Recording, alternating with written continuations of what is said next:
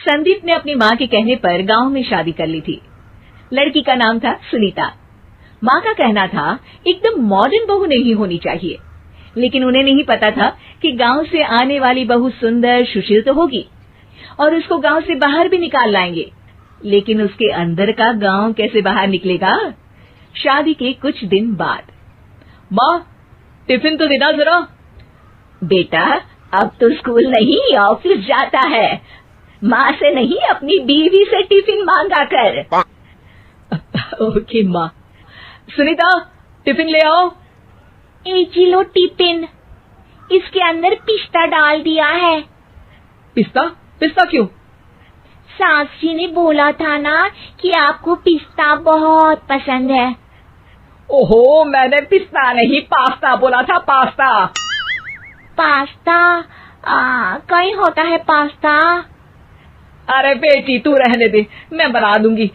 अच्छा किया कि पाव भाजी बनाने का नहीं बोला, वरना किसी के पाव बना देती है।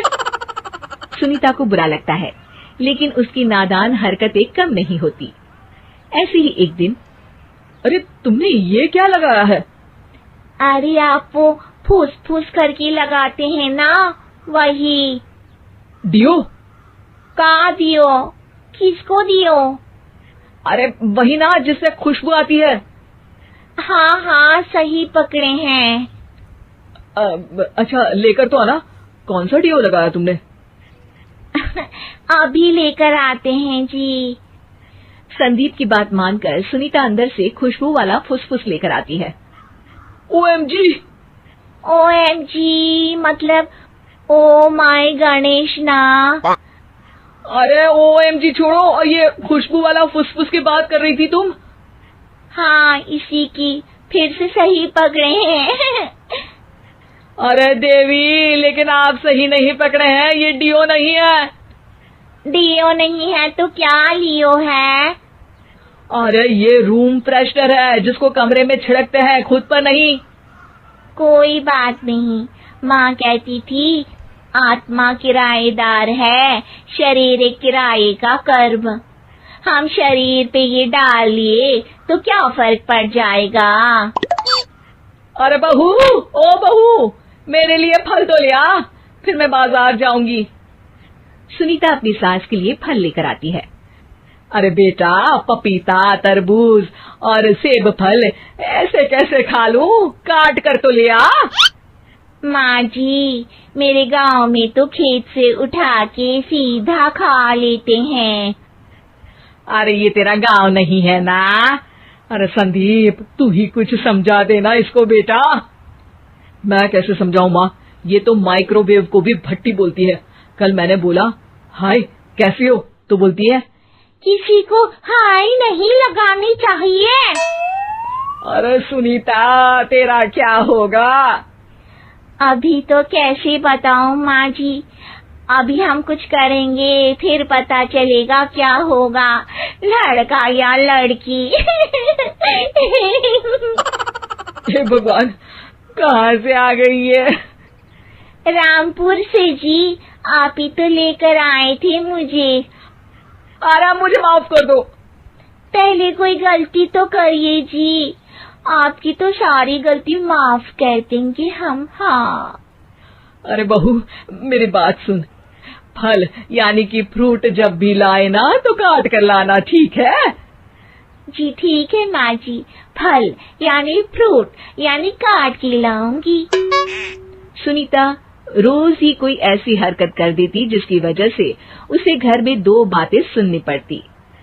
एक दिन, माँ मेरे बॉस घर पर आने वाले हैं शाम को, उनका बर्थडे है, फैमिली साथ नहीं रहती उनके, तो यही पार्टी कर लेंगे। उनको अच्छा लगा तो शायद मेरा प्रमोशन भी हो जाएगा।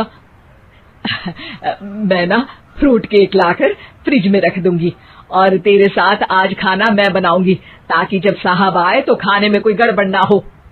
शाम को जब सारी तैयारियां हो जाती है, संदीप के साथ बड़े साहब भी घर आते हैं। फ्रूट केक तो ले आना बहू, फिर खाना खाएंगे। और इस सब की क्या जरूरत थी, आपने बुलाया वही काफी है। सर, आपका परिवार शहर में नहीं है तो हम ही आपके परिवार जैसे हैं सर। इतने में ही सुनीता फ्रूट केक लेकर आती है और बड़े साहब की टेबल पर रख देती है और जैसे ही केक के ऊपर का बॉक्स हटाती है, ओह, ये क्या है? केक तो कटा हुआ है। मैं तो ऐसा नहीं लाई थी। आप मुझे शाबाशी दे सकती है माँ जी, मैंने ही केक काट दिया। आपने कहा था ना, फल यानी फ्रूट यानी हमेशा काट के लाना, तो फ्रूट केक भी तो फ्रूट ही है ना, तो मैंने पहले ही काट लिया। हूं ना मैं समझदार। अरे बहू, ये क्या किया? केक हमेशा वही काटता है जिसका जन्मदिन होता है। तुझे एक बात भी समझ नहीं आती, एक नंबर की बेवकूफ है। पूरा माहौल बिगड़ चुका था। संदीप को लगने लगा था कि साहब उसे प्रमोशन तो दूर की बात है, कहीं डिमोशन ना दे दे, लेकिन साहब बीच में ही बोल पड़ते हैं। अरे अरे, कोई बात नहीं, ये इनकी बेवकूफी नहीं है, इनका भोलापन है। बेटा, आप कहाँ से हो? रामपुर गांव से। अरे वाह, गांव से? फिर तो आपके गांव में ताजे फल और सब्जियां मिलते होंगे। हाँ, सही पकड़े हैं। हम तो काटते भी नहीं, सीधा खा लेते हैं। मैं ना एक बार तुम्हारे गांव घूमने जरूर चलूंगा। क्यों संदीप, ले चलोगे ना? मुझे गांव घूमना बहुत पसंद है। बस फिर क्या था, संदीप और सास दोनों खुश हो गए क्योंकि साहब को सुनीता ने गांव की बात करके खुश कर दिया था। अब संदीप का प्रमोशन पक्का था। शिक्षा, कभी भी किसी भी गलती पर घबराना नहीं चाहिए।